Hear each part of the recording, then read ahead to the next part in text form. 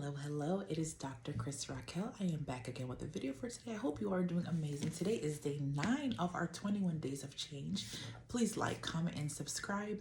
Please also send me an email at askcrystalraquel@gmail.com if you have any questions that you would love to see me answer on a YouTube video. So I have a topic for you all, and I thank everyone who is joining for this 21 days of change. It's something where I think it's just helping us get closer and closer to God. It's helping us to be disciplined and do our exercise, as well as making sure that we are reading our scripture, which I think is so important. And the Lord talks about us being able to have the word in our heart. So today is day 9, and let's get right into Proverbs 9. We are reading from the New International Version. All right, so we're on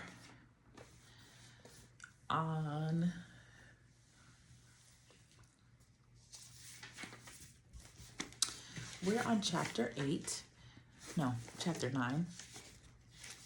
And this one's a shorter chapter. It says, let me put my glasses on.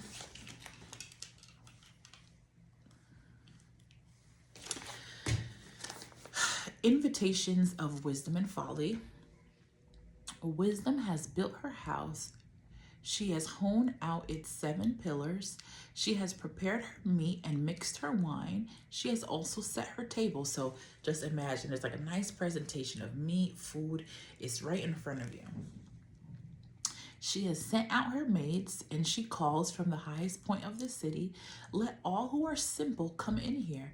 She says to those who lack judgment, come, eat my food, and drink the wine I have mixed. Leave your simple ways, and you will live. Walk in the way of understanding. Whoever corrects a mocker invites insult.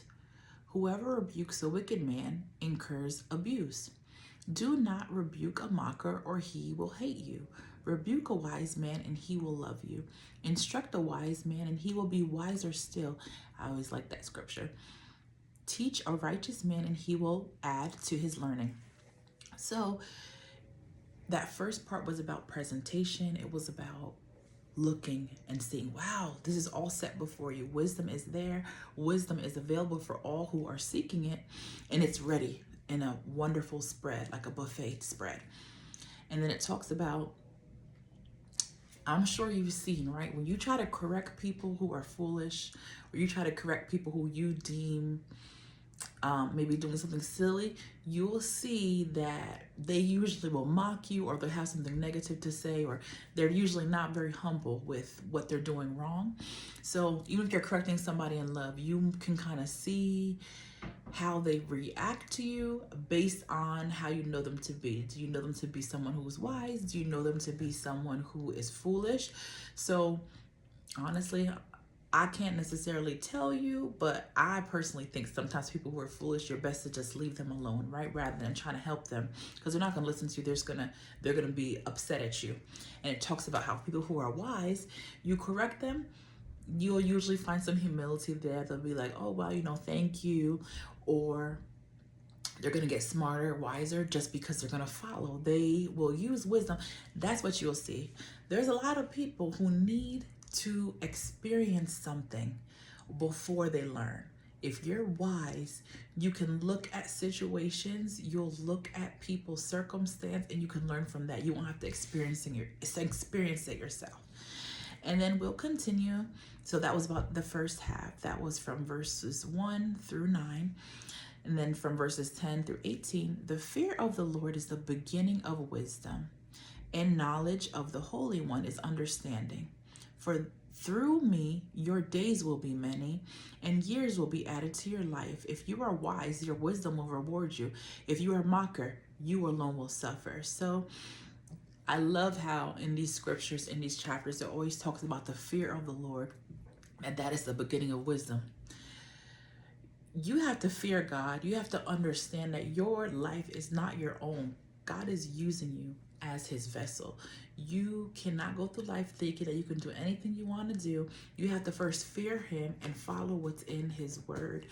And you may see over time and generations, things change, culture change, social norms change, society, the world changes. But if you stand true on this word, you'll see that nothing changes here, right? You might say, well, there's the Old Testament and the New Testament. That's understood. But what is spoken in this word is the truth. So you may find that over time, 50 years from now, you'll see that a lot of things in the world and culture have changed.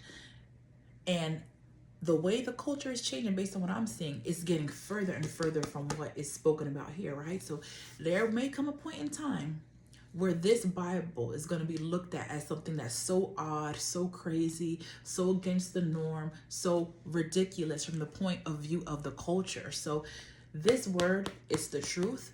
It doesn't matter how the society is changing. It doesn't matter how culture is changing. Just remember, this is the truth.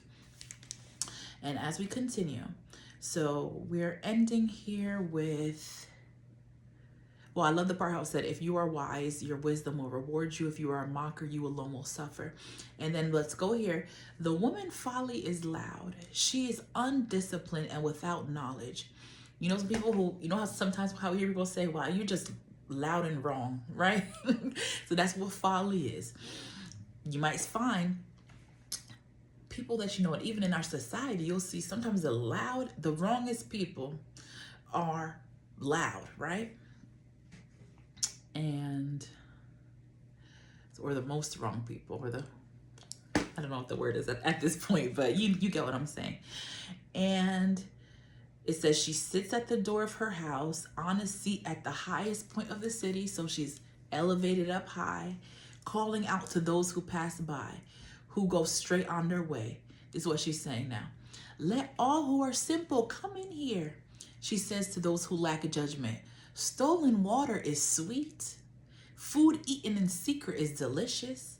But little do they know that the dead are there, that her guests are in the depths of the grave. So listen, I love how that chapter was laid out. It started out explaining wisdom and who she is. She has everything laid out for you on a spread. It's there for you to choose. Folly is up high at the city. She's calling to you and saying, come on, and I have everything you want. Come. So it's your choice. I love how that was laid out. It's just explaining that the choice is yours. Wisdom is fully available to you. Folly is fully available to you, but it's what you're going to decide to live your life according to. So let's keep those things in mind.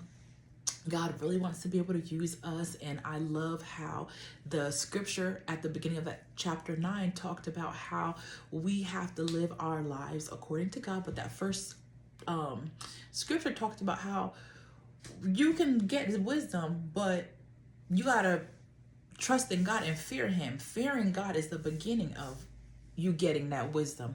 And one thing about wisdom is that wisdom gives you the ability to judge. It gives you the ability to have good judgment, right?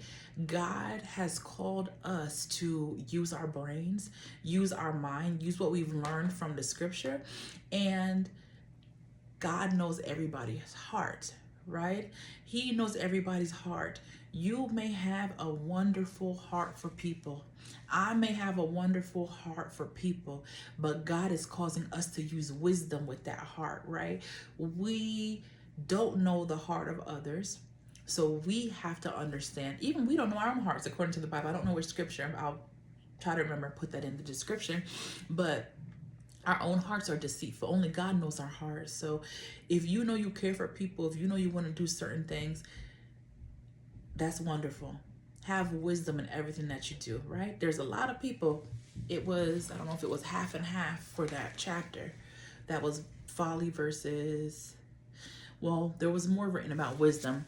Maybe about 2/3 were about wisdom and 1/3 was about folly. You have the choice, right? So if you're living your life with wisdom, in righteousness, with a fear of the Lord, there's plenty of the people who aren't, right? So always use wisdom, always trust in the Lord. And as this chapter was called, invitations of wisdom and folly. So we have the choice. The invitations are for us. They both seem from the outside not reasonable, but they both seem favorable, right? The call is loud by both. The call is available to us, and it's us who has to decide. We have to decide whether or not we're going to move forward in wisdom or move forward in folly. And I tell you, as the chapter ended, but little do they know that the dead are there and her guests are in the depths of the grave, right? So from the outside, both seem like great options, but the outcome for wisdom is life. It's living a life according to God's will. It's blessings. It's having truth in your heart. It's having a good lifestyle.